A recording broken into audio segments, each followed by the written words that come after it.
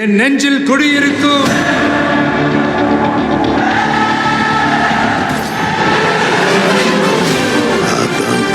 உலக தமிழர்களுக்கு வணக்கம். நான் உங்கள் வெங்கிரத்னம்.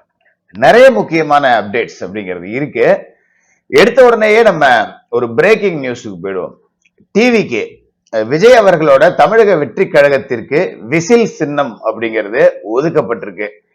இன்னைக்குதான் அதிகாரப்பூர்வ அறிவிப்பு அப்படிங்கிறது. இந்த நான் வீடியோ எடுக்கிறதுக்கு ஒரு 10 நிமிஷத்துக்கு முன்னாடி தான் வந்துச்சு. சரியா மணி 2:30 மணிக்கு எடுக்கிறேன்.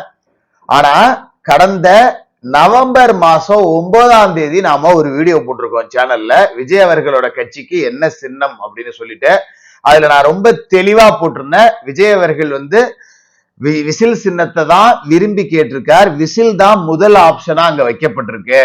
2வது ஆப்ஷனா தான் கிரிக்கெட் மட்டை வைக்கப்பட்டிருக்கு. ஆனா விசில் சின்னம் தான் விஜய் அவர்களோட முக்கியமான ஒரு ஆப்ஷனா இருந்துச்சு அப்படின்னு நவம்பர் மாசம் 9ஆம் தேதி போட்டிருக்கேன் நான் வீடியோ. எதுக்காக அப்படின்னா, இது ரொம்ப சுலபமா ரீச் ஆயிடும்.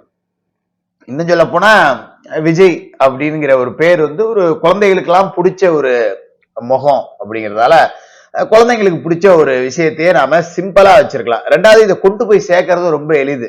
ஆயில வச்சு ஊதிக்கிட்டே இருக்கலாம். பிரச்சாரத்துக்கு போற இடத்துல பாத்தீங்கன்னா ஒரு 100 பேர் ஒரே இடத்துல விசில் ஊதுனா எப்படி அந்த இடம் ஒரு கலகலப்பா இருக்கும். அந்த மாதிரி ஒரு சரியான தேர்வு அப்படிங்கிறத நான் இன்னைக்கு சொல்லல, நவம்பர் மாசம் 9ஆம் தேதி சொல்லியிருக்கேன். வீடியோ சேனல்ல இருக்கு. அந்த வீடியோட லிங்கையும் நான் டிஸ்கிரிப்ஷன்ல கொடுக்குறேன். செக் பண்ணிக்கங்க. எவ்வளவு கரெக்டா நாம பேசியிருக்கோம் அப்படிங்கிறது உங்களுக்கு அதுல இருந்து தெரியும். 2வது இதுல முக்கியமா நம்ம பார்க்கணும், பிஜேபி விஜய் அவர்களை ஒரு சாஃப்ட் கார்னரோட தான் அணுகுது அப்படின்னு நான் இந்த சிபிஐ விசாரணையிலேயே சொல்லியிருந்தேன்.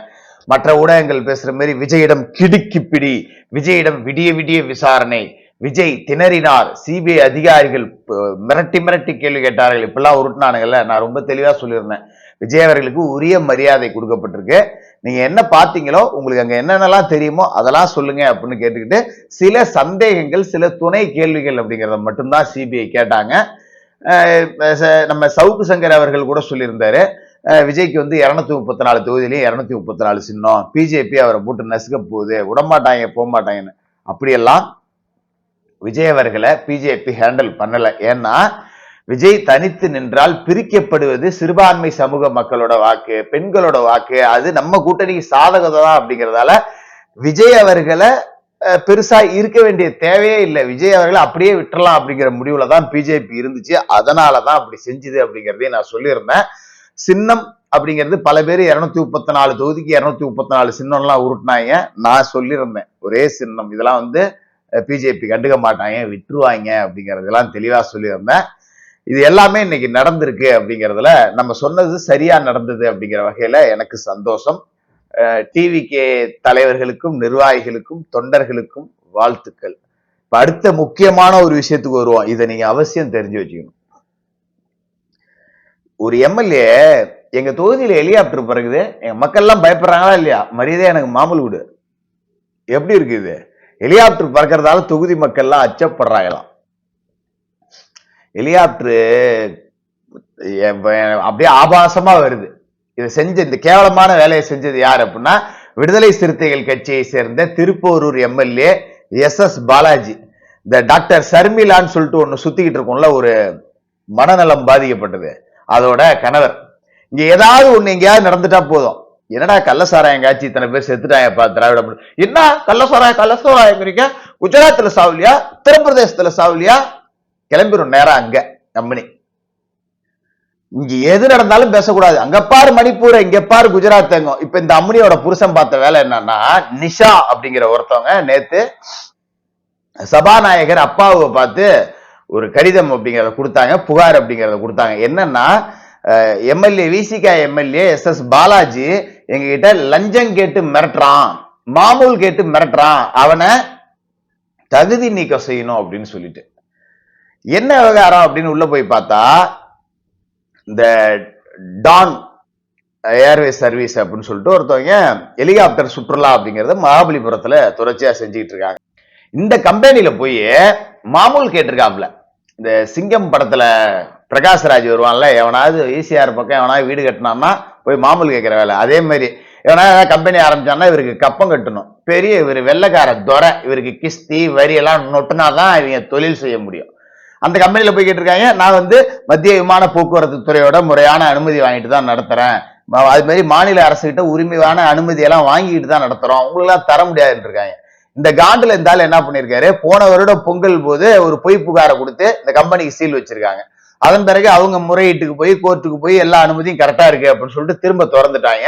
இவர் இப்ப மறுபடியும் போய் அவங்களை டார்ச்சல் கொடுத்துக்கிட்டு மாமூல் கொடு, நீங்க எல்லாம் நிறைய சம்பாதிக்கிறீங்க, வெளியில இருந்து எங்களுக்கு கொடுத்தா என்ன இப்படி கேட்டிருக்காரு. பிச்சை எடுக்கிறான்னு அர்த்தம் இதுக்கு பேரு. எடுக்கிறது பிச்சை மயிறு, அதுல என்ன எகத்தால கூந்தல் வேண்டி இருக்கு? போய் அம்மா தாயன்னு காலில் வந்து பிச்சை எடு, போய் மிரட்டி பிச்சை கேட்டிருக்காப்ல. அந்த அம்மா தான் கம்ப்ளைண்ட் கொடுத்துட்டாங்க. இதுக்கு போய் விளக்கம் கேட்டா இந்த பாலாஜி சொன்ன பேட்டி தான் இதுல ஹைலைட். விமானம் எங்க ஹெலிகாப்டர் என் தொகுதியில கீழே பறக்குது, மக்கள் எல்லாம் பயந்துகிட்டு என்கிட்ட புகார் கொடுத்தாங்க. இந்த விமானம் எந்த வருஷம் தயாரிச்சாங்க, ஹெலிகாப்டர் எப்ப தயாரிச்சாங்கலாம் தெரியல, ஓட்டுற பைலட்டுக்கு லைசன்ஸ் எல்லாம் இருக்கான்னு தெரியல, அதனால கூப்பிட்டு என்னன்னு கேட்டா உடனே அவங்க பொய் புகார் கொடுக்குறாங்க. இங்க வாடின்னு விமானம் எந்த வருஷம் தயாரிச்சான்னு கண்டுபிடிக்கிறது உன் வேலை மயிரா? கேட்க வேண்டிய தேவை இருக்கா இல்லையா? பைலட்டுக்கு லைசன்ஸ் இருக்கா இல்லையா? இது உங்க டியூட்டியா மிஸ்டர் பாலாஜி? அது அதுக்கிட்ட அதிகாரிகள் இருக்காங்க, அவங்க பாத்துக்க போறாங்க. நீ யாரு கூப்பிட்டு விமானத்து ஹெலிகாப்டருக்கு லைசன்ஸ் இருக்கா, உரிமம் இருக்கா, ஹெலிகாப்டர் ஓட்டுற பைலட்டுக்கு லைசன்ஸ் இருக்கா, இதெல்லாம் கேட்கறதுக்கு நீ யாரு? இப்ப உங்க மனைவி இருக்காங்க டாக்டர் ஷர்மிளா, அவங்க ஒரு போலி டாக்டர், எங்க சர்டிபிகேட் எடுத்தாந்து காட்ட சொல்லு. ஏய், நீ சர்டிபிகேட்டை காட்டினாதான் நான் டாக்டர் நம்புவேன், இல்லாட்டி நீ ஒரு போலி டாக்டர் அப்படின்னு நான் சொன்னேன்னு வச்சுக்க, செருப்பை கொண்டு அடிப்பீங்களா அடிக்க மாட்டீங்களா? ஏன்னா அவங்க போலியா ஒரிஜினலான்னு பாக்குறதுக்கு சுகாதாரத்துறை இருக்கு, துறை சார்ந்த அலுவலர்கள் இருக்காங்க. நான் போய் பார்க்கணும்னு எனக்கு அவசியம் கிடையாது. உனக்கு சந்தேகம் இல்லைன்னா நான் அந்த பக்கம் வைத்தியத்துக்கு போகாம இருந்த வேண்டியதான் அவங்கள்ட்ட. எனக்கு அவங்க மேல ஒரு டவுட் இருக்கு அப்படின்னா நான் ஏன் போய் அதை கேட்கணும், வேற டாக்டரை பார்த்துட்டு போறேன். அது மாதிரி தானே உனக்கு அந்த நிறுவனத்தின் மேல சந்தேகமா இருந்தா சம்பந்தப்பட்டவங்க அதிகாரிகள்கிட்ட போய் எனக்கு சந்தேகமா இருக்கு புகார் கொடு, நேரா போய் மாமூல் கேட்டு மிரட்டிட்டு ஒரு கேவலமான வேலையை பார்த்துங்க எவ்வளவு கட்ட பஞ்சாயத்து பண்றாங்கன்னு. மக்களே, இவங்க எல்லாம் திரும்ப ஜெயிச்சாங்கன்னா அது தமிழ்நாட்டுக்கே ஒரு அவமானம், மனசுல வச்சு. எந்த தொகுதியில நின்னாலும் வீழ்த்தப்பட வேண்டிய விஷ செடி இந்த எஸ் பாலாஜிலாம், அப்படியே வேரோட புடுங்கி எறிய வேண்டிய விஷ செடி. அடுத்தது சின்னவர், வேற சின்னதுன்னு சொன்னா கோச்சுப்பாங்க, ஏன்னா அதுக்கு சின்னது எல்லாம் இப்ப வந்துருச்சு இல்லையா, அதனால இவர் சின்னவர். நம்ம உதவாத நிதி என்ன பண்ணிருக்காப்ல, இந்த சனாதனத்தை பத்தி பேசுனதுக்கு மதுரை நீதிமன்றம் கழுவி ஊத்திருச்சு. சனாதன தர்மத்தை அனுசரிக்கக்கூடிய ஃபாலோ பண்ணக்கூடிய அத்தனை பேரையும் நீங்க அழிக்க நினைக்கிறீங்கன்னு தானே அர்த்தம். இது ஒரு இனப்படுகொலை நீங்க பேசுனது அப்படின்னு சொல்லிட்டு பொழிச்சுன்னு பிரிச்சு. இது ஒரு துணை முதல்வரா நீதிமன்றத்திட்ட வாங்கின குட்டு அப்படிங்கிறது. மானம் ரோசம் சூடு சொரணை இருந்தா அவங்க ஏன் திமுக இருக்க போறாங்க, ராஜினாமா பண்ணிருக்கணும். சத்திய பிரமாணம் எடுக்கிறீங்க, பதவி பிரமாணம் எடுக்கிறீங்க, ரகசிய காப்பு பிரமாணம் எடுக்கிறீங்க, என்னன்னு எடுக்கிறீங்க? ஜாதி மத பேதமின்றி எந்த விதமான ஏற்றத்தாழ்வுகளும் இல்லாமல் என்னுடைய பணியை புரிவேன்னு சொல்லுவீங்கல்ல. இதுல என்ன சனாதன தர்மத்தை அழிக்கணும்? ஏன் சனாதனத்தை கடைபிடிக்கிறவன் இந்த மண்ணில் வாழ தகுதியற்றவனா? உனக்கு பிடிக்கலன்னா நீ கடைபிடிக்காத, நீ போ பெரியார் பெரியார்னு சொல்லிட்டு கத்து, எலெக்ஷன் வந்துச்சுன்னா வேலை தூக்கிட்டு சுத்து, டிசைனா கிறிஸ்டின்னு போய் கிறிஸ்துமஸ் விழாவில் பேசு, நான் ஒரு முஸ்லீம்னு போய் ரம்ஜான் விழாவில் பேசு, இந்து மதம்னா எங்களுக்கு ஆவாதுன்னு பேசு, எலெக்ஷன் வந்தா மட்டும் கோயிலா சுத்துங்க. இன்னொரு பக்கம் உங்க அம்மா நல்லா ஜாதகம் பார்த்துக்கிட்டு அவங்க ஒரு பக்கம் உங்களுக்கு நல்ல பரிகாரம் பண்ணிட்டு இருப்பாங்க. இப்பவும் சொல்றேன், நீங்க என்ன பரிகாரம் பண்ணாலும் சரி, மக்கள் உங்களுக்கு தரமான பரிகாரத்தை 2026 தேர்தலில் பண்ணுவாங்க. அந்த நாளுக்காக காத்துக்கிட்டு இருப்போம். தொடர்ந்து பேசுவோம்.